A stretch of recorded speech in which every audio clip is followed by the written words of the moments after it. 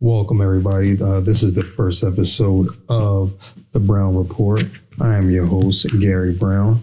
On today's show, we will be discussing overvalued quarterbacks in the NFL as it pertains to their contract value, why the Cowboys should consider going forward with Andy Dalton, and how boxing has dropped the ball with COVID-19. All right, so we're going to get right into it. So the first topic is overvalued quarterbacks. And this comes to mind because Dak Prescott is currently going through negotiations, a very tough negotiation with the Dallas Cowboys. It's being reported that he wants about $37 million a year and $45 million in his fifth year, if they do give him a fifth year. I would say that he's not worth $45 million, nor is he worth $37 or $36 million. The standing logic is that because Jared Goff got X amount of dollars, Carson Wentz got X amount of dollars, Matt Stafford and all these other quarterbacks and all these other bad contracts happened in the past, that you should continue the cycle and issue a bad contract to Dak Prescott. I believe the quarterback, although the most important position on the field, has somehow still become overvalued. If we go back to last year and we look at the top 10 quarterbacks as far as pay, it starts with Matt Stafford at $30 million. Matt Stafford was hurt pretty much most of last year. He played through a lot of pain. His team went 3-12-1. Aaron Rodgers is next. His team went 13-3. He made $29 million. Kirk Cousins made $29 million. His team went 10-6. So I'm going to break these down as we go. Aaron Rodgers is definitely worth the money. So there are quarterbacks that are worth a significant amount of your cap. And this accounts for about 15 to 16% of the cap of just the one player. Aaron Rodgers can change the game on his own. He doesn't need as much help as Dak Prescott needs. Someone like Matt Stafford is not worth it. He can put up numbers, but they're just empty numbers. So he doesn't really have the same impact that Aaron Rodgers has. Coming in number 3, you have Kirk Cousins. His team finished 10-6. He made $29 million last year, but that's with an awesome defense, a couple of really good receivers. Kirk Cousins needs help. And he's still not, even with the help, he's still not worth $29 million. I feel like if you pay him maybe $5-6 million less, you can spend that, sprinkle that somewhere else, and you have a better chance of winning. Russell Wilson he made $26 million last year. He's going to be up in the 30s, I believe, going forward. Now, Russell is 100% worth it. They've never given Russell Wilson an offensive line. They've never given him receiving threats. The best receiving threat that they attempted to give him was Jimmy Graham. I don't want to be disrespectful, but a slightly washed up Jimmy Graham. So, and he's made miracles happen. You see him running for his life every Sunday or Monday and just making things happen. And he got that team to 11-5 last year. He is for surely worth it, over $30 million. He's worth $35-36 million.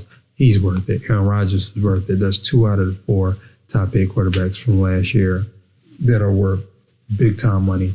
Ben Roethlisberger, he's always hurt, so I would argue that he's not worth it because he's injured. He's perpetually injured. And the thing is, when you spend that much money on one position, you need that person to not be injured. Longevity, reliability, availability is hugely important. Next on the list is Cam Newton. Cam Newton didn't play a single game last year. His team went 5-11, but he accounted for $23 million on the cap. You have Phillip Rivers. He played every game, if I'm not mistaken. He played. His team went 5-11. He made $23 million. Not worth it. At some point in Phillip Rivers' career, maybe he would have been worth it. He's not worth it. Drew Brees, pay him whatever you want to pay him. Drew Brees, I would argue, is worth it, although some seasons he did not necessarily. Well, they put some pretty bad defenses out there on the field, so I'm gonna say Drew Brees is in that class that's worth it. So out of all the quarterbacks I named so far, Russell Wilson, Aaron Rodgers and Drew Brees are worth big time money. Next on the list is Derek Carr. Team finished 7-9. He made $22 million last year. And he came in at number 10. He was the 10th highest paid quarterback. Derek Carr is not worth big money. If he continues to make around $20 million, I would say that's around where his market should be. He should not be making $30 million. I believe going back over the last 5 Super Bowls, there may have been one, I believe Matt Ryan, the one year, may have been a top 10 paid quarterback. Other than that, it's been teams with quarterbacks outside of the top 10. So I can't really see paying Dak Prescott as much money as they want to pay him. We see how it's working out for the Rams with Jared Goff. It's not working out. You need to be a complete difference maker if someone's going to pay you 15% of the cap. That's just one player. You still have 52 other roster spots to fill, and you have other marquee positions. So in a position like Dallas, I believe Amari will account for maybe $20 million next year. Then you have Dak accounting for 30, and Demarcus Lawrence. I almost called him Demarcus Lawrence Taylor. Oh, guys, kill me. He's going to make, I believe he's going to account for around $20 million. So we're looking at about 20, 40, 50, 60, 70, roughly $70 million of the $198 million cap, suspected cap, this year, going to just 3 players. And that doesn't count Zeke or any of the other players. Building a team in the NFL is extremely hard, but it's extremely important.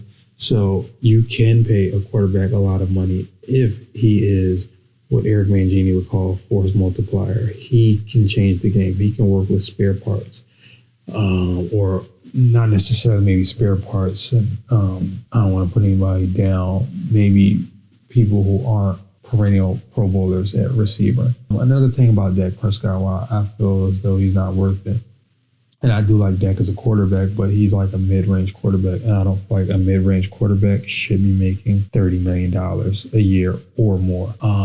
A lot of the stats that he put up last year was when his team was losing.